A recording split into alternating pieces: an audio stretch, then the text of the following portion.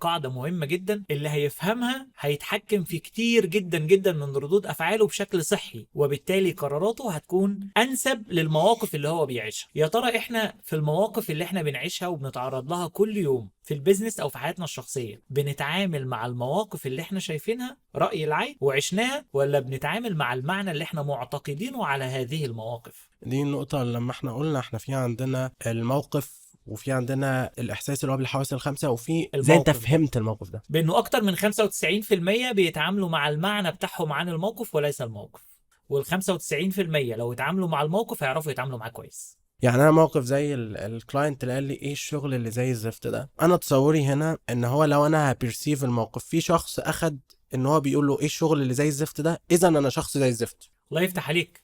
هيترجم ده في شخصه هو، اه. انما هو كان يقصد المهمة اللي انتوا متفقين على ان انتوا تعملوها مع بعض. لو انا اصلا اخدت الكلام هو بيتكلم عن الشغل ما بيتكلمش عني، وان انا الشغل ده مستقل ومنفصل عني، انا ممكن ارجع له بسؤال. على فكرة بالمناسبة اللي انت بتقوله ده تحفة جدا. عايز اقول لك 30% من الناس اللي هيحصل لها الموقف ده هتاخده بالمعنى ده. بالمعنى انا زي الزفت. اه بالظبط كده. ليه بقى؟ لانه في 30% مننا بيقيموا نفسهم وقيمتهم بناء على اللي هم بيعملوه، لذلك طول الوقت ال 30% دول هم من اكتر الناس اللي بيخافوا من الفشل في الشغل.